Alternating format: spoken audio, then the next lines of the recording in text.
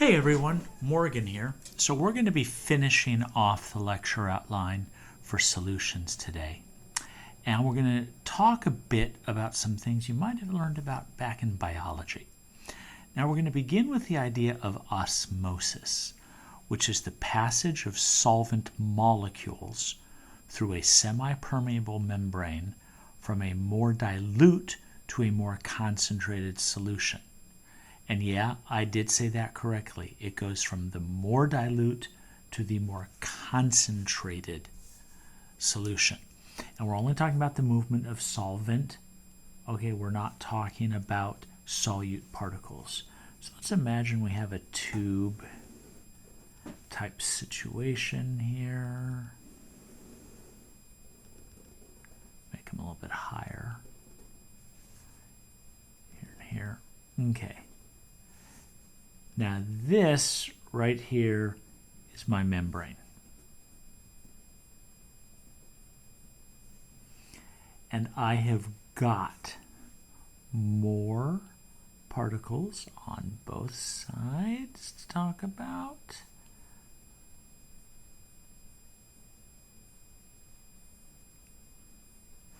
Now the particles flow freely back and forth, back and forth, back and forth. It's not a big deal. Okay, now what ends up happening is if the concentration gets a little higher on this side,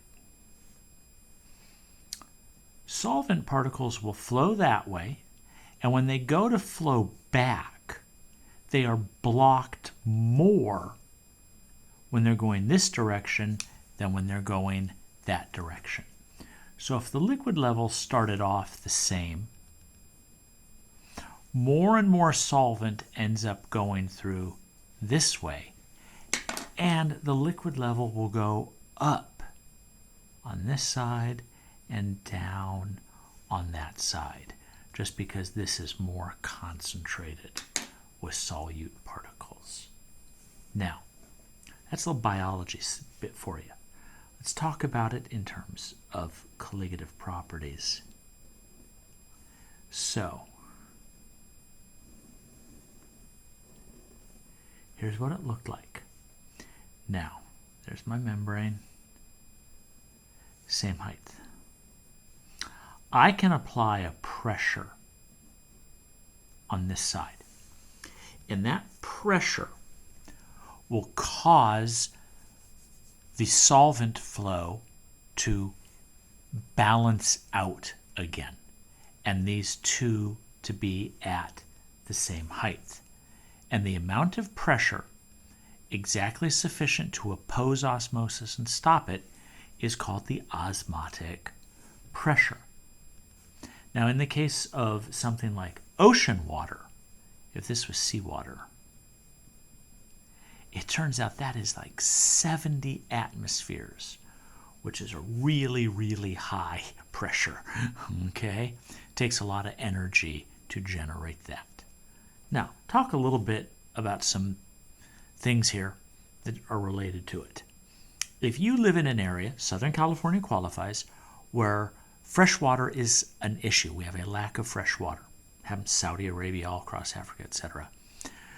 Richer communities are now installing desalination plants, which is what's happening right here.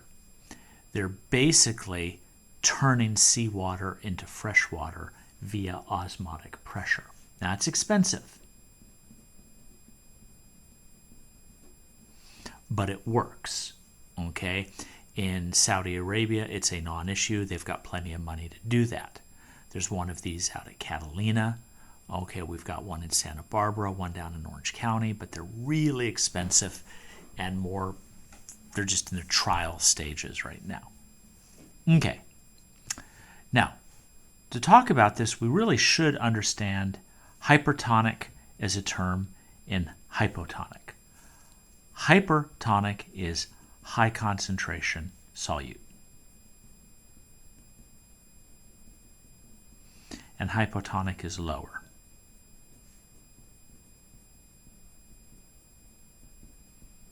So if you have a cell that has a very high concentration solution outside of it, higher concentration than what's in the cell, it can be crushed.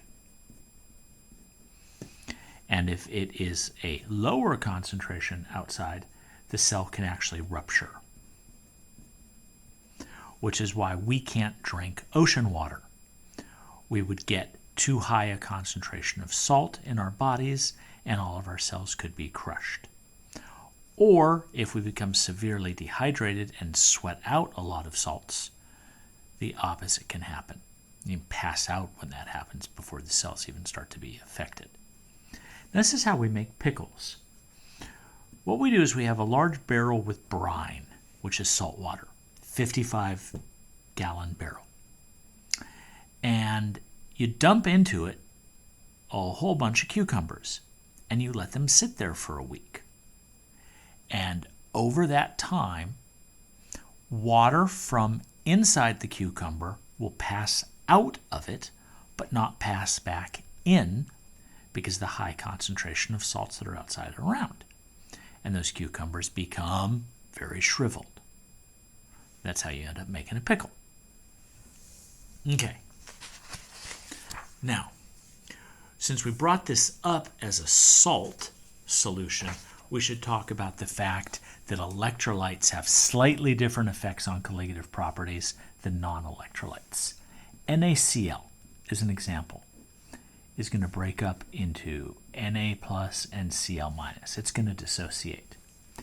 So if I have 0.10 molar NaCl, I'm going to have 0.10 molar sodium and 0.10 molar chloride, which means theoretically I have 0.20 molar particles, not sodiums, not chlorides, but those added together. Now, in reality, it doesn't get to be quite that big because we don't get full dissociation. They dissociate, they pair back up. It's called ion pairing.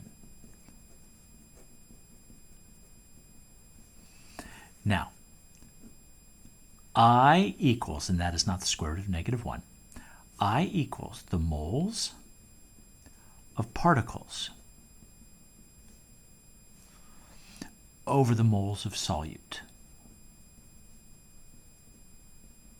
which is typically bigger than 1. And that is called the Van't Hoff factor. Actually good for a Nobel Prize. It means that this is not going to be 0.20, it'll be slightly less, and this ratio tell me how much. Okay, so we have to, I must be calculated. We can't just guess what it's going to be. Okay, now it means that colligative properties are going to have a bigger effect when you have electrolytes than non-electrolytes. Previous lecture we talked about putting salt on highways to melt ice. Now it's really efficient at that, but it's terrible for the cars. It damages the cars badly. So in some communities they've quit using salt and switched to sand, which doesn't affect the cars as much, but it also doesn't have as good effect. Okay, so you have to balance that out. But when you have salted highways, most people will wash the bottom of their car off every time when they come home. Okay, so the equations will get a little bit of an adjustment. Delta T freezing now equals I KFM, and delta T boiling equals I KBM. Not that big a deal. Just telling you if it's twice as many particles, I is 2, and we get twice the effect. All right, so when we look at these solutions here, assuming they are all 0.10 molar, we're going to talk about how they affect boiling point and boiling point elevation, freezing point depression. Glucose does not dissociate 1 particle. Potassium chloride does. You'll get 2 particles. Calcium chloride 3, 4 for FeBr3. Now, acetic acid is a weak acid. It does not fully dissociate. So you get something between 1 and 2. Really doesn't dissociate very much, so it's probably about 1.1 would be the average number of particles that you get. So who has the largest and who has the smallest boiling point elevation? Well, they go in this order, basically. Glucose. We have to put the acetic acid in next. And then KCl, CaCl2, FeBr3. More particles, you get a bigger effect. Now, freezing point depression and boiling point elevation. So, freezing points. Which one of these would have the highest freezing point? Well, this is a 1 particle, that's a 2 particle, and that's a 3 particle. Well, the highest freezing point is the one that has the least amount of freezing point depression, so that's the glucose, C6H12O6. The lowest freezing point, most particles, is the CaCl2. Now the highest boiling point, it's boiling point elevation, so that's going up. Most particles, CaCl2 will cause that. Lowest boiling point, least particles, glucose once again. Highest osmotic pressure, most particles, CaCl2. And that's because they all have the same concentrations. So here I said it is mole fraction. But they produce different number of particles when they hit a water solution. Okay, that's it for this chapter. Study your butts off, and we'll be testing you on all of this. Everybody have a great day. This is Morgan signing off.